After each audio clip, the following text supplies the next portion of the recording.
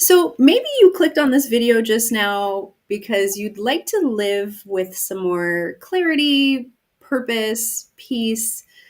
In this video, we will be diving into the timeless wisdom of the Bhagavad Gita as a powerful guide to living wisely in a chaotic world. So, welcome. My name is Ambika. I am one of your hosts here at Ashram Talks, joining you from Toronto, Canada.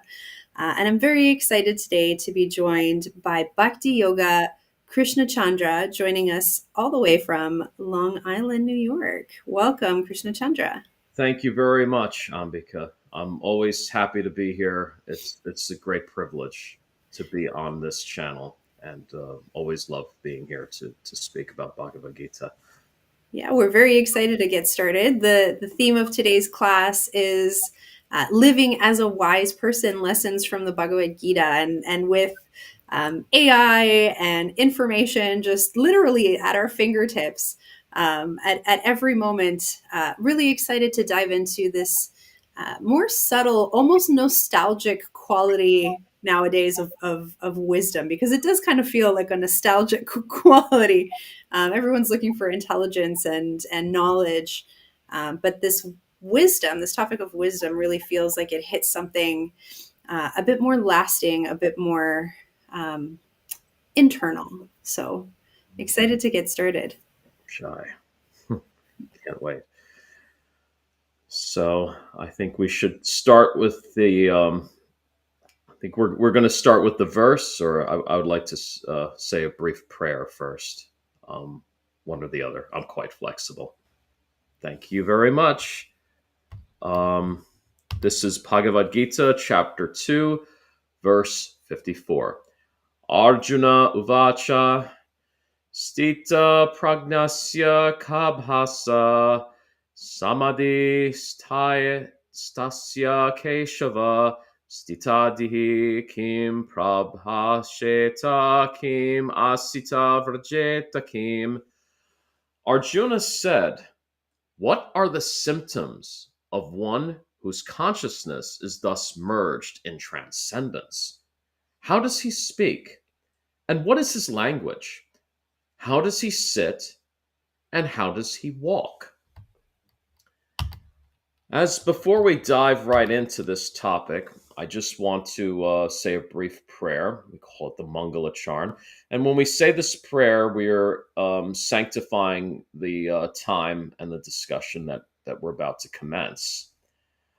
Om Anjana Timidhandasya Gyananjana Shalakaya Chakshur Unmilitam Yena Tasmai Shri Guruve Namaha Shri Chaitanya Manobhishtam Stapitam Yena Bhutale Swayam Rupa Kadamayam Dadati Sva Padantikam Vandeham Shri Guru Shri Yuta Padakamalam Shri Guru Vaishnavamscha Shri Rupam Sagrajatam Sahagana Ragunatam Vitam Tam Sajivam Sahadvetam Savadutam Parijana Sahitam Krishna Chaitanya Devam Shri Radha Krishna Padan Sahagana Lalita Shri Vishakan Vitamscha He Krishna Karuna Sindhu Dinabhando Jagatpate Gopesha Gopika Kanta Radha Kanta Namostute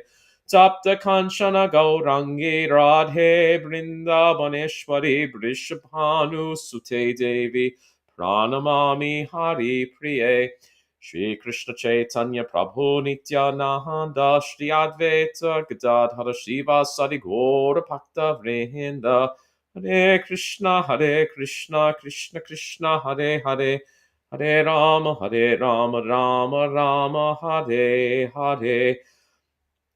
Om Namo Bhagavate Vasudevaya. Om Namo Bhagavate Vasudevaya. Om Namo Bhagavate Vasudevaya. So we're going to speak on Bhagavad Gita, chapter 2, verse 54. Before we go on to that, let's quickly recap regarding what already happened in the Bhagavad Gita. Arjuna became overwhelmed with his sense of compassion, seeing his friends and relatives on the battlefield, which it was whom it was his duty to fight. Arjuna said to Krishna in chapter 2, verses 6 and 7, "Nor do we know which is better, conquering them or being conquered by them. The sons of Dhritarashtra, whom if we killed we should not care to live, are now standing before us on this battlefield. Now I am confused about my duty and have lost all composure because of weakness. In this condition, I am asking you to tell me clearly what is best for me. Now I am your disciple and a soul surrendered unto you. Please instruct me." In conventional wisdom, they say admitting we have a problem is the first step to recovery. Arjuna acknowledged his confusion. He didn't wholeheartedly dedicate himself to a course of action which he lacked conviction. He didn't blankly or pretentiously hold conviction for a course of action without thoroughly understanding it or feeling it with his whole heart. He realized the love for his friends and relatives that were now his bitter enemies on the battlefield. He also gave credit to his devotion to his duty as a Kshatriya, a warrior. Arjuna did not harbor pride and false conviction like his cousins, the Kauravas, did. While his momentary confusion was not becoming of a mighty warrior like him, it was this confusion of acknowledgement of it that led to Arjuna surrendering to Krishna, announcing his intention to be Krishna's disciple and requesting instruction. Although Arjuna did not know what he should do during the Battle of Kurukshetra, he actually knew the most important course of action. In chapter 4, verse 34, Krishna said, "Just try to learn the truth by approaching a spiritual master. Inquire from him submissively and render service unto him. The self realized soul can impart knowledge unto you because he has seen the truth." Despite this instruction appearing 2 chapters after the verse we're currently discussing, Arjuna took this advice very well. He approached Krishna and inquired from him submissively by declaring his desire to be Krishna's surrendered disciple. In chapter 10, verses 2 and 3, Krishna succinctly notes his qualifications. "Neither the hosts of demigods nor the great sages know my origin, for in every respect I am the source of the demigods and the sages. He who knows me as the unborn, as the beginningless, as the supreme Lord of all the worlds, he, undiluted among men, is free from all sins." After Arjuna's surrender to Krishna, he tells Arjuna about the immortality of the soul and the temporary nature of the roles we assume as we travel from life to life. Even happiness and distress are properly designated as transitory as the seasons of the year, as we see in chapter 2, verse 14. Arjuna is instructed not to be attached to either state, not to be attached to happiness or to be so transfixed upon distress. And finally, in the verses 39 through 53, also of chapter 2, Krishna introduces Buddhi Yoga, the yoga of equanimity and fixed intelligence. In verses 47 and 48, Krishna tells Arjuna, "You have a right to perform your prescribed duty, but you are not entitled to the fruits of action. Never consider yourself to be the cause of the results of your activities, and never be attached to not doing your duty. Be steadfast in yoga, O Arjuna. Perform your duty and abandon all attachment to success or failure. Such evenness of mind is called yoga. And that is because the fruits of action are ultimately part of the material energy. These are all temporary things that we will ultimately have to let go of once we leave our bodies in this life. And even in the relationships that we have in our lives, throughout our lives, those are also temporary. This was something I discussed in my first lecture. I believe it was chapter 1, verse 31, perhaps, but it was the lecture about compassion. So the key is to recognize the transitory, temporary nature of of the material energy, basically commodities, and that leads to the evenness of mind. Now, in verses 50 through 53, it's the transition to transcending the material plane. One who acts with intelligence is free from both good and bad reactions, and his mind becomes steady when freed from desires born of scripture and ritual fruit seeking. These realizations culminate in Arjuna's question found in today's verse, where he asks Krishna about the external and internal symptoms of one who has attained that steady consciousness, stita pragya. The personality who achieves that, he's known in that verse as stita pragyasya, or one who is situated in Krishna consciousness, God consciousness. Notice in verse 54, the verse we're talking about today, Arjuna's question is actually three questions. First, what are the symptoms of astita pragyasya, the externally observable qualities? Second, how does he speak, meaning how does he respond to the world? And third, how does he sit and walk? Or, in other words, how does he act in daily life? Arjuna isn't merely an idly curious onlooker or student. He's a surrendered disciple of Krishna. Therefore, his question is sincere. He wants a living example to emulate. His question and other actions thus far reveal Arjuna's humility, his desire to understand spiritual character in action. In the next few verses, Krishna explains to Arjuna the qualities of such an elevated being. The first quality is freedom from desire and attachment.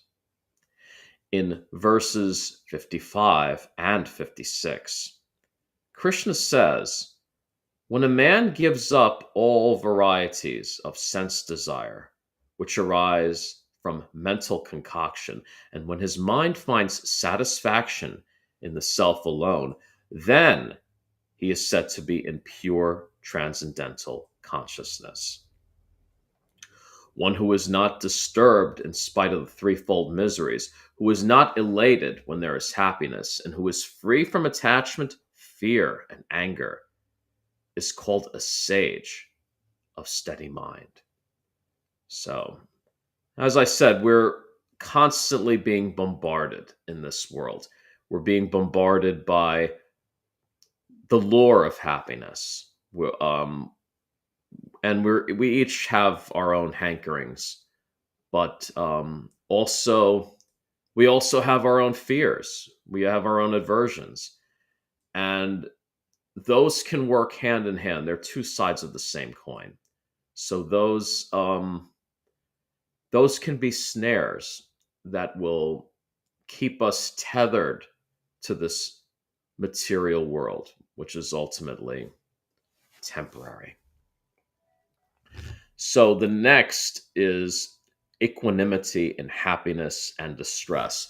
And that is found in verses 57 and 58 when Krishna says, He who is without attachment, who does not rejoice when he obtains good, nor lament when he obtains evil, is firmly fixed in perfect knowledge.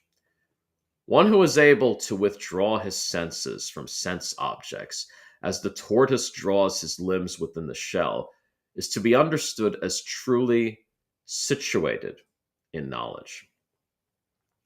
Then there is withdrawal from engaging the senses, seen in verse 59. The embodied soul may be restricted from sense enjoyment, though the taste for sense object remains. But ceasing such engagements by experiencing a higher taste, he is fixed in consciousness. Now that's the key. We can't just say, okay, oh, I know these things are not good. I'm not going to watch Netflix anymore because hey, all this stuff's derivative anyway. I'm just going to be like a turtle and just withdraw from this world. I mean, ultimately, what that is, that's hibernation. We're But we need to engage ourselves. It's really important to engage ourselves, and that is what is being referred to when in verse 59 when they say when Krishna says, but ceasing such engagements by experiencing a higher taste, he is fixed in consciousness. So it is important that we expose ourselves to that higher taste.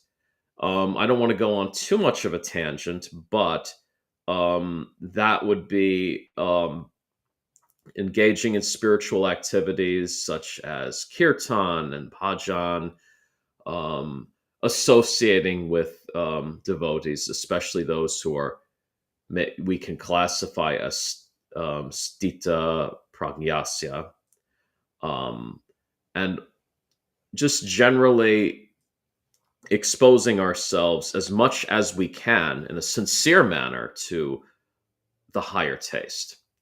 And actually, when we do that, that is when we naturally develop um, a natural withdrawal from these things.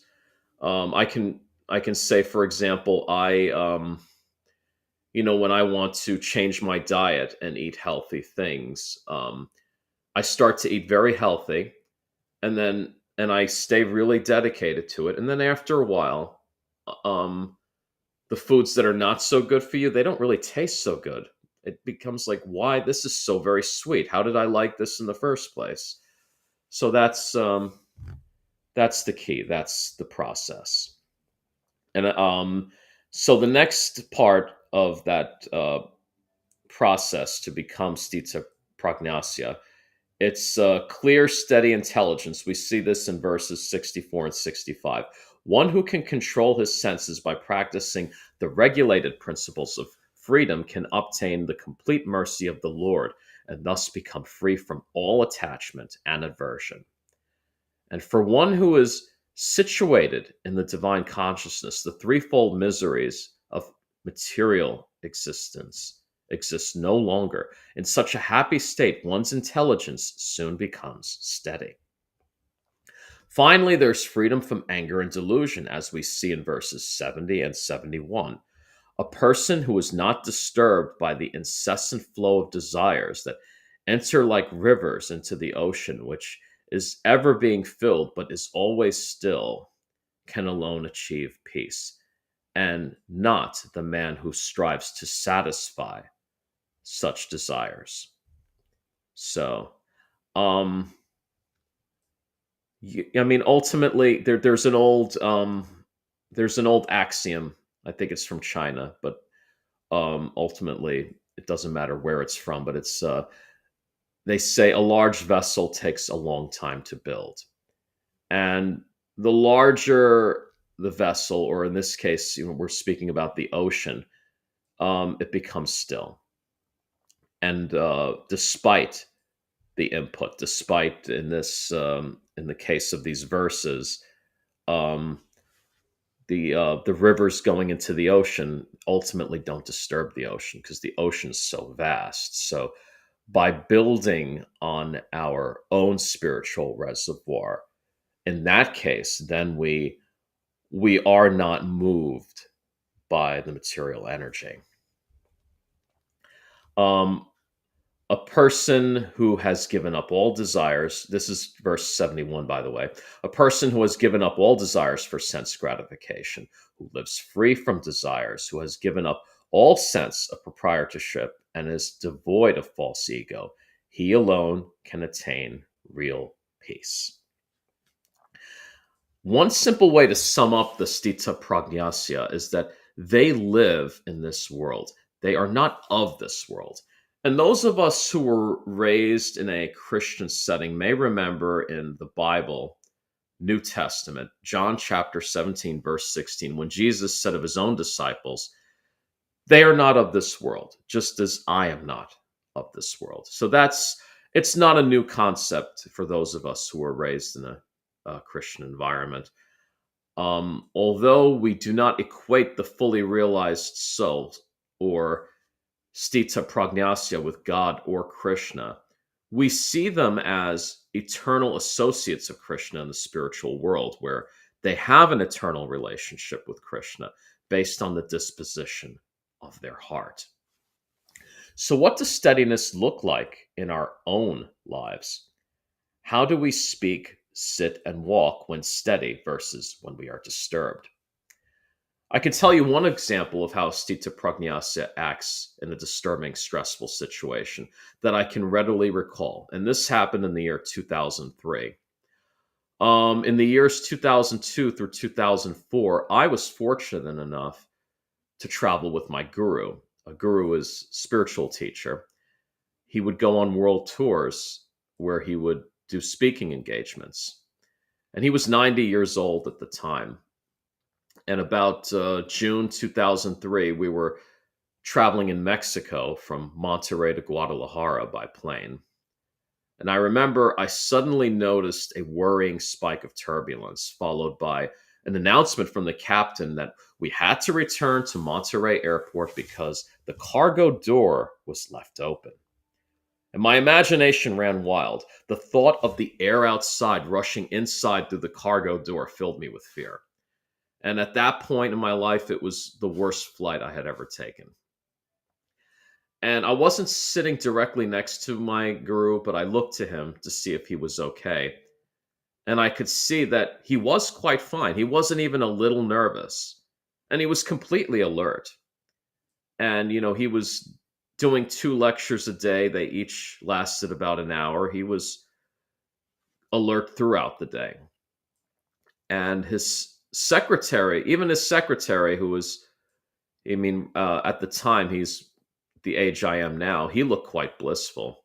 And he saw that I was nervous and he smiled at me. And he just said, just chant Hare Krishna. He said it with such a beautiful smile. And I felt better, much better, because just seeing my own guru, who was 90 years old, just completely unfazed by something that just scared me so much, worrying for my life, it put me at ease immediately. It didn't cure me of my fear of flight immediately, but at least for that moment, I felt completely taken care of. But it did give me the tools that I needed to combat my fears.